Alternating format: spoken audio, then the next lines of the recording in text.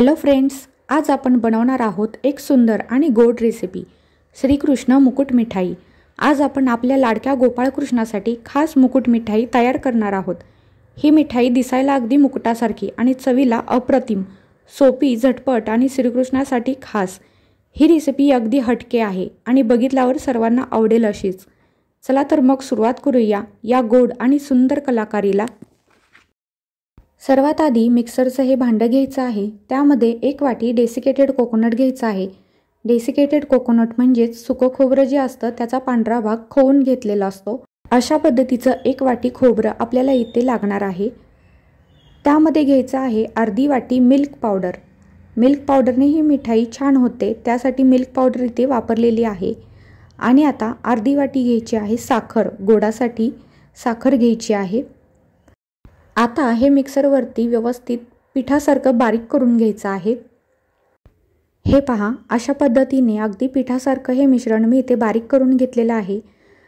आता या मिक्सरच्या भांड्यामधलं पीठ आपण एका दुसऱ्या भांड्यामध्ये काढून घेऊया आणि यामध्ये लागेल असं दूध घेऊन याचा एक गोळा तयार करून घेऊया। दूध इथे जास्त लागत नाही, थोडंच लागतं, एकदम दूध घेऊ नका। सुरुवातीला मी 3-4 चमचेच दूध घेतलेलं आहे आणि लागेल असंच दूध घ्यायचं आहे। पातळ झालं तर मिठाई आपली व्यवस्थित होणार नाही।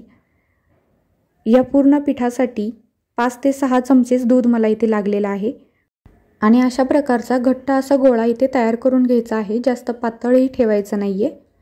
आता या गोळ्याचे आपण 2 भाग करून घेऊया। मोठा भाग साईडला ठेवूया आणि त्यातला दुसऱ्या भागात जो आहे त्याचे 3 भाग करून घ्यायचे आहेत। ज्याप्रमाणे व्हिडिओमध्ये दाखवले त्याप्रमाणे मी एक गोळा साईडला ठेवलेला आहे आणि दुसऱ्या गोळ्याचे 3 समान भाग करून घेतलेले आहेत।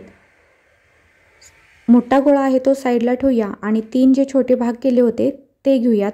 त्यातल्या पहिल्या भागामध्ये मी इथे येलो म्हणजेच मँगो एक्स्ट्रॅक्ट घालून घेत आहे, ज्याने मँगोचा फ्लेवर आपल्या मिठाईला येईल।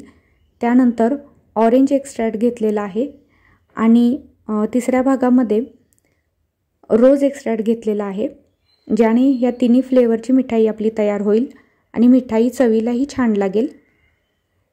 हे एक्स्ट्रॅक्ट या पिठामध्ये व्यवस्थित मिक्स करून घेऊया आणि आता जो मोठा भाग ठेवला होता तो घेऊया। या पिठाचे समान गोळे तयार करून घ्यायचे आहेत, जेवढे होतील तेवढे।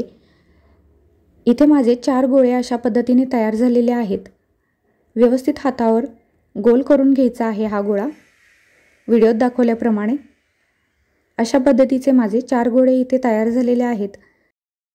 येलो कलर जो घातला होता तो भाग घेऊया आणि त्याचा अशा पद्धतीने हातावरती गोल बनवून घेऊया आणि अर्धा भाग असा फोल्ड करून घ्यायचा आहे आणि वरती थोडासा मुकुटाचा शेप देऊन घ्यायचा आहे।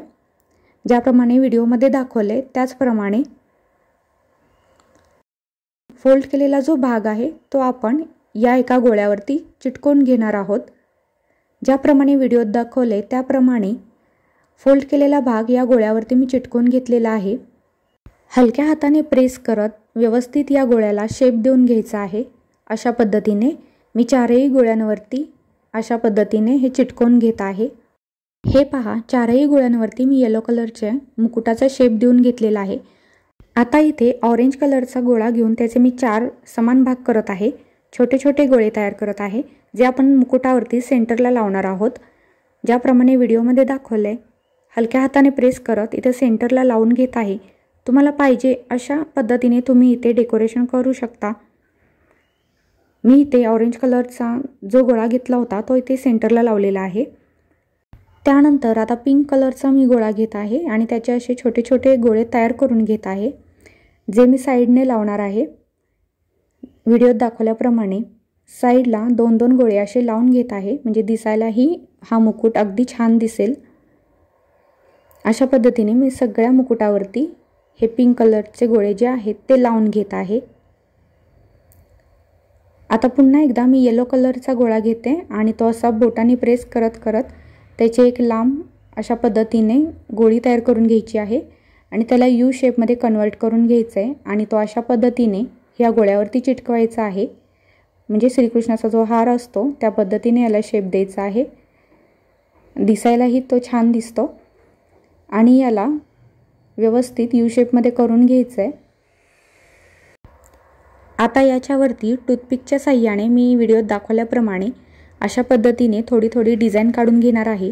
तुम्हाला हवे तसे डेकोरेशन किंवा डिझाईन तुम्ही इथे करू शकता, ज्याने हा मुकुट आणि आपली मिठाई दोन्ही छान वाटेल अशा पद्धतीने याला आपण डेकोरेट करून घेऊया।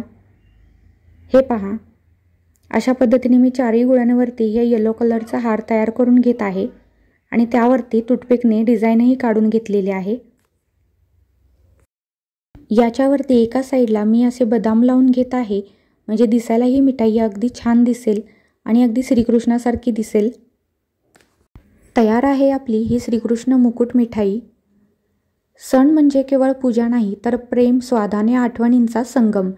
ही श्रीकृष्ण मुकुट मिठाई त्या आठवणी गोड करेल अशी खात्री आहे।